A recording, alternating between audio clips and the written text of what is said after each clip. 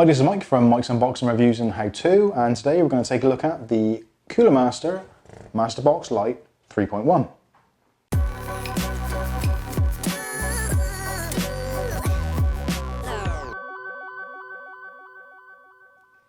So this is the Coolermaster Masterbox Lite 3.1, a very popular budget Micro ATX case. Very popular because it looks great and it's got dark tint front glass and side panel window, and all of that comes at a really reasonable price. Now at the moment in the UK, looking around at £35, so I guess that equates to around about $40 or so. So before I go into the specs, let's get the thing out of the box and have a look at it.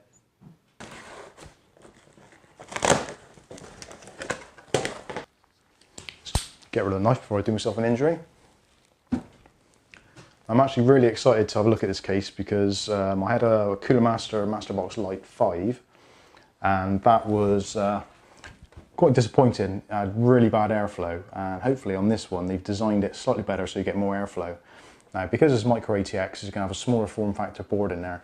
My probable destination with this is probably a Ryzen 2200G, just a basic little system to serve as a media content box with a little bit of light gaming, so it's not going to have some outrageously hot parts in there, but still will look very nice in the place it's meant to go.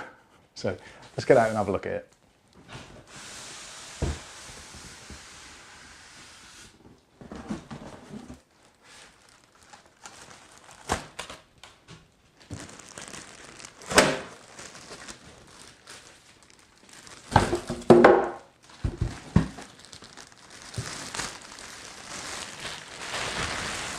Okay, so there's the Masterbox Lite 3.1.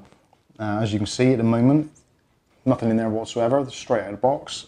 In the box, you also get a basic builder's guide, which tells you essentially how to put together a computer. It can be quite handy. And you also get a warranty information leaflet, all very nice. So let's have a look at this case in slightly more depth. And talking of depth, there isn't a great deal of depth to it. It's a very small chassis. The measurements of it are from the back to the front, including the front panel, is just over 17 inches. Actually, it's got a bit of a slope to it, so probably better off saying 17.5 inches. It gets a little bit sort of narrower towards the bottom because there's a slight angle to the front. But anyway, I digress. So, from the bottom to the top, 15 inches. And from side to side, it's about 7.25. So size-wise, it's a very small Micro ATX case, slightly smaller than usual. So let's start with the side panel. So side panel, as you can see, is got a smoked tint to it, which is very nice. It is acrylic, not glass, unfortunately, and it's held on by four thumb screws, which unfortunately aren't captive, so they will come right out.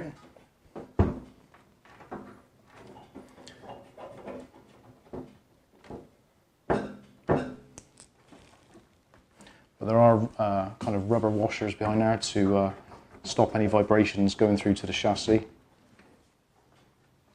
Unfortunately, as you can see, there is no lip on the bottom of the chassis to stop the perspex from falling off as soon as you undo the last screw, so bear that in mind. As you can see, there's quite a tint to that. I don't know if you can see me through it, but it's quite a smoked tint to it. And the glass around the outside edge has got a kind of some sort of effect etched onto the glass, onto the perspex. So it actually looks like glass rather than perspex, which is quite nice. You've also got foam dampening areas on all the four sides to stop it rattling around. Okay, so that's the side panel out of the way. Let's have a look, see what else we get in here. So there's an accessory box, which is held in with a twist stick. So let's have a look, see what we get in this accessory box. I'd imagine it's going to be the same as the Masterbox Lite 5, which is our coloured trim panels. So on this case, which I don't know if you've already noticed or not, there is removable front, again, which is the tinted glass or tinted perspex, and you've got these accent areas top and bottom, and these are replaceable, so you can stick with the stock red if you want to, or you can go with the black for a stealth look, or white to have a contrast look. So you can also actually get the plans for those from Coolermaster, so you can actually, if you've got a 3D printer, you can print whatever colour you want. So if you've got some crazy colour scheme going on and you want to match it with what you've got going on in your system, then you can use that. Although arguably I'd say for a case which is around about £35 in the UK, sort of $45 US, you're not going to be spending that kind of money on a case if you're the sort of person who spend the money on a 3D printer. I'm just saying. So that's the front panel. Now the front panel has actually got dust filters. I say dust filters, the top one is ridiculously small, it's probably about 5mm, if that. And the total airflow on there is literally only a few inches, which I think could hamper more sort of toasty builds and could generate a lot of heat. So if you're looking at sort of high-end i7 or overclocked Ryzen 7s, that kind of thing, I think you're going to struggle. If you've got a processor TDP around about 65 watts or below, you should be fine, but just I wouldn't suggest putting anything too toasty in this kind of chassis. Again, going back to the price of it, because it's £35, if you're spending £35 on a case, you're not likely to be spending vast amounts of money on the rest of your system. So keeping things in balance, a low-end i3 system or Ryzen 3, Ryzen 5 should be absolutely fine here. As we move around to the front, while we're talking about airflow, you can see the front mesh or front grille. There's a lot of room there. You could get 2 fans in there, so two 120mm fans. You might even get some 1400s in there, but I think you'd have to modify it slightly to do so. But 2 1200s in there, no problem at all, or a 2400 radiator. That again, because of the price point of this, it's unlikely you're going to be putting a radiator in this kind of thing as water cooling, that sort of thing, because it is a budget end piece of kit. Now while we're at the front, look at the front panel I/O. So you've got a reset switch, a headphone, microphone, a nice clicky power button, one USB 3.0 and one USB 2.0, and along there is a hard drive LED. So let's go around to the side panel, which they do include thumb screws for, which is quite a nice thing to see.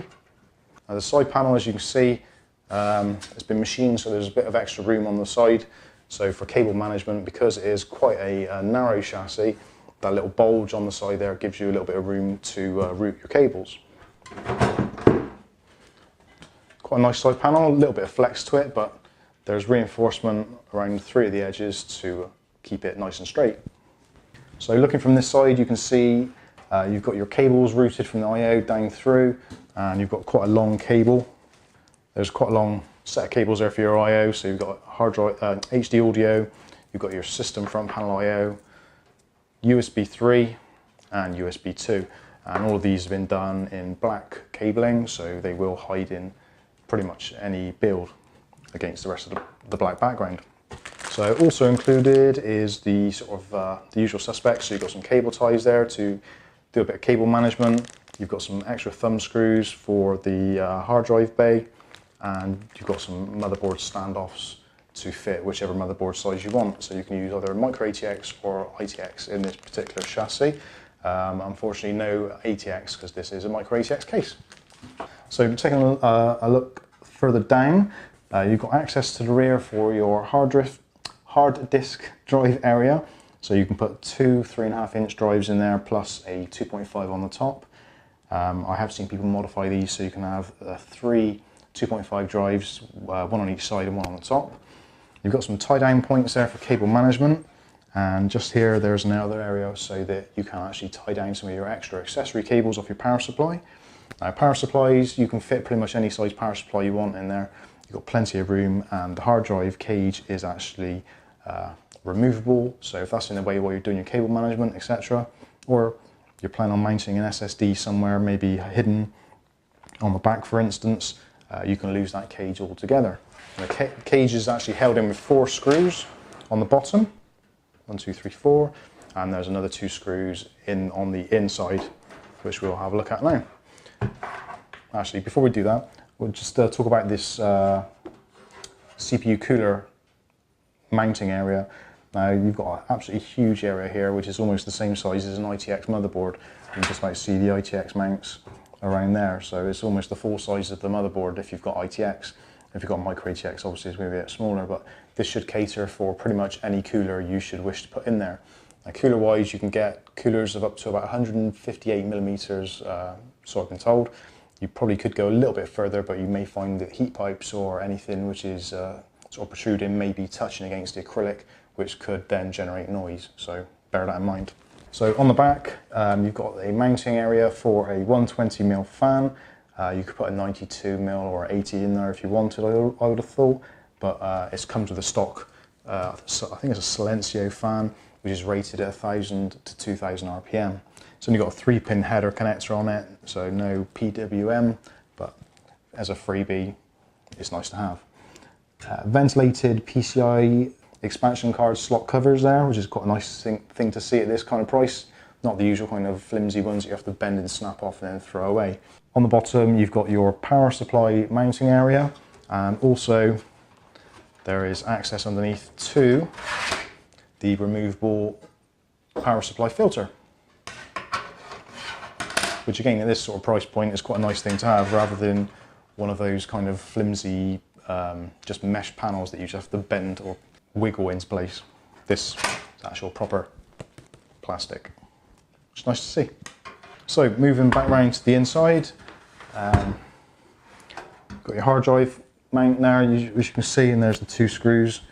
I'll just point to there, 2 screws. So if you undo those 2 screws, you can move this cage probably about an inch to your right. So if you've got a slightly long power supply, or you've got captive cables on the power supply, you can move that forward a bit to give yourself a little bit more room. Now, of course, obviously you can take it out altogether if you wanted to. You could probably put some sort of radiator system or some sort of water cooling system in here.